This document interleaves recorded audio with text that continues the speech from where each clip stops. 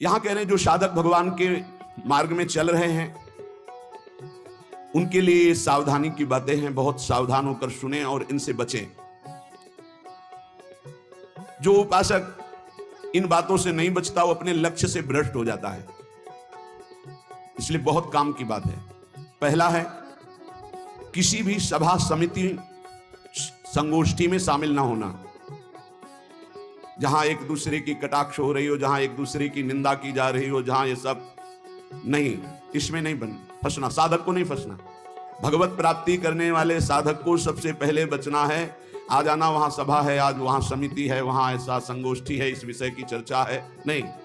सत्संग, एकांत सेवन, भगवत सेवा, सत्संग, इष्ट मिले और मन मिले, मिले भजन रस रीति, तहां निसंग कोहे मिलिए तासों कीजिए प्रीति, कभी नहीं गए।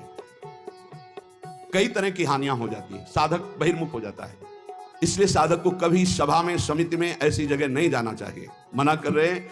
सभा समितियों में शामिल होना मानो अपनी साधना को नष्ट करना है। जो लक्ष्य प्राप्ति के लिए चलना चाहता है, सभा समिति संगोष्ठी, ये नहीं।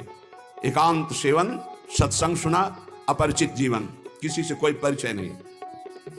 अखबार पढ़ना, समाचार देखना, ये उनके लिए सही है जो समाज सेवी हैं, जो समाज में विविध पदों में हैं, लेकिन जो भगवत प्राप्ति करना चाहता है उस साधक के लिए ठीक नहीं। न समाचार पत्र पढ़ना और न समाचार सुनना, न समिति सभा में जाना, न किसी राजनीतिक या व्यवहारिक संगोष्ठी को सेवन करना, नहीं। हम सबके हृदय में विराजमान उस परमात्मा तत्व को जागृत करने के विषय में बोलते हैं। सबका हृदय मंदिर बने और सबके हृदय रूपी मंदिर में भगवान का प्रादुर्भाव, केवल उसकी चर्चा होती है। जिस प्रभाव से अनंत जन्मों से हम भटक रहे हैं, उस माया की मलिनता का नाश करके सच्चिदानंद प्रभु में स्थित होने की चर्चा होती है। बहुत चर्चाएं हो रही हैं, कम से कम एक चर्चा तो पकड़ो जिससे तुम्हारे हृदय मंदिर के पट खुले और तुम्हें साक्षात्कार हो जाए भगवान का। जब तक हृदय मंदिर में भगवान प्रकाशित नहीं होंगे तब तक कुछ काम बनने वाला नहीं। तो सत्संग हृदय मंदिर के पट खोलता है, सत्संग ज्ञान चक्षु खोलता है, प्रेम नेत्र खोलता है। सभा समितियों में जाना, पक्ष विपक्ष की वार्ता करना, समाचार पत्र पढ़ना, समाचार देखना, ये साधक को छोड़ देना चाहिए। दूसरा, कोई भी मनुष्य तुम्हारे जीवन में विशेष अधिकार प्राप्त न कर पावे। कोई भी पूरी सृष्टि में विशेष अधिकार, अरे वो अपने हैं, तो फिर श्यामा श्याम तुम्हारे कैसे रहे? श्यामा श्याम तो तभी अपने माने जाएंगे जब कोई और अपना ना हो। मेरे तो गिरधर गोपाल दूसरो न कोई, सिद्ध महान प्रेम रस में डूबी हुई मीरा जी के वचन, मेरे तो गिरधर गोपाल दूसरो न कोई। गोस्वामी तुलसीदास जी, एक भरोसो, एक बल, एक आस विश्वास, एक राम घनश्याम हित चातक तुलसीदास। किसी भी मनुष्य से विशेषता पूर्वक आपका संबंध ना होने पावे।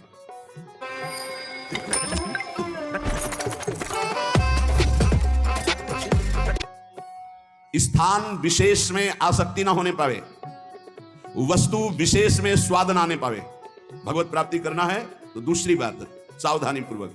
कोई हमारा विशेष नहीं, कोई खास नहीं, कोई वस्तु व्यक्ति स्थान कोई विशेष हमारे नहीं। जहां राखो तहां रहो, मान सुख रास है। जहां मेरे स्वामी जैसे रख रहे हैं वैसे रह रहा हूं। मेरा नहीं, मेरे स्वामी कहे जब चाहे तब हटा दे, जब चाहे तब रख ले, उनकी बात है। वस्तु जैसा चाहा वैसा भेज दिया, वैसा हम उसका सेवन कर रहे हैं। हमारे लिए कोई खास वस्तु नहीं, मेरे स्वामी ने भेजा इसलिए बात है।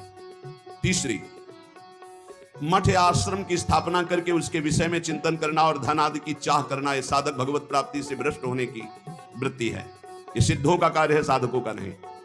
मठ आदि की स्थापना करना यह सिद्धों का कार्य, आचार्यों का कार्य है। आश्रम आदि की निर्माण वृत्ति करके फिर उसके संचालन के विषय में चिंतन करना, फिर रुपया पैसा इकट्ठा करना, और जब मर गए तो बाद में जो चार शिष्य हैं आपस में झगड़ा करना, मुकदमाबाजी शुरू होना। बचो इससे। जैसे बने बनाए मंदिर हैं, बने बनाए जगह हैं, हमको वास मिल रहा है, वास कर रहे, हटा दिए जाएंगे, फिर फुटपाथ में बैठ जाएंगे, पर हमारा कोई चिंतन चुरा ले, ऐसा नहीं। हम ऐसा कुछ नहीं करेंगे जिससे हमारा चिंतन बंटवारा हो जाए। मेरे प्रभु हैं, वो थे, वो रहेंगे। उनके एक निमिष मात्र से अनंत ब्रह्मांडों का सृजन हो जाता है। वो जहां रखेंगे जैसे रखेंगे, जहां राखो तहां रहो, मान सुख रास है। उपासक किसको बैठा ले? स्थान विशेष में आ सकती नहीं, व्यक्ति विशेष में आ सकते नहीं, वस्तु विशेष में आ सकते नहीं। हमारे लिए ना कोई वस्तु विशेष है, ना स्थान विशेष है, ना व्यक्ति विशेष है। मठ और आश्रम आदि की स्थापना करके उसके चिंतन में डूबना, अपने मन को मानो दुर्गति का मार्ग चयन कर लेना। थोड़ा सा कड़वा लगेगा ये बात, हम कह रहे हैं सिद्धों का कार्य साधकों का नहीं, साधकों को नहीं फंसना चाहिए। अगर साधक फंसेगा तो नष्ट हो जाएगा, पक्का, इसमें कोई संशय नहीं। वाल्मीकि रामायण में एक प्रसंग आता है कि एक ब्राह्मण देवता भिक्षा याटन के लिए निकले हुए थे, कई दिन के भूखे थे, भिक्षा मिली नहीं, तो रास्ते में एक कुत्ता आराम से पड़ा था, 3-4 लाठी उसकी खोपड़ी में मारी, फूट गई खोपड़ी। उस समय राजाधिराज चक्रवर्ती महाराज अनंत कोटि ब्रह्मांडों के स्वामी भगवान श्री राम सिंहासन पर विराजमान थे। दरवाजे से आवाज मारी, सेवक ने कहा एक कुत्ता अपनी प्रार्थना करना चाहता है। भगवान ने बुलाया, बोलो। बोले मैं आराम से मार्ग में पड़ा था प्रभु, क्या मार्ग के साइड में पड़े रहना अपराध है? मैं कुत्ता हूं तो इसलिए मेरा इतना भी अधिकार नहीं कि मैं रास्ते के साइड में पड़ा रहूं। नहीं हुआ क्या, एक ब्राह्मण ने हमारे 4-5 लाठी मारी, खोपड़ी फूट गई। आप बताओ क्या मेरा दोष क्या था? मैंने भूखा भी नहीं, मैंने उसको कुछ छेड़ा भी नहीं, फिर क्यों मारा? बोले हमारे दरबार में ब्राह्मण को तो दंड दिया नहीं जाता। हाँ आप आए हो इसलिए बुलाते हैं उनको और प्रार्थना करेंगे कि ऐसा क्यों किया। बुलाए गए, भगवान आदर किए उन्हें और कहा आपने ऐसी त्रुटि क्यों की, क्यों मारा इसको? बोले 3-4 दिन से भिक्षा नहीं मिल रही थी, आराम से सो रहा था, मैं भूखा टहल रहा हूं, गुस्सा ही हमने मार दिया। अपराध है आपका। हाँ है। कुत्ते से कहा कि मैं तो दंड नहीं दे सकता क्योंकि हमारे दरबार में ब्रह्म ऋषि को दंड नहीं दिया जाता, आप दंड निर्धारित कीजिए, क्या दंड दिया जाए?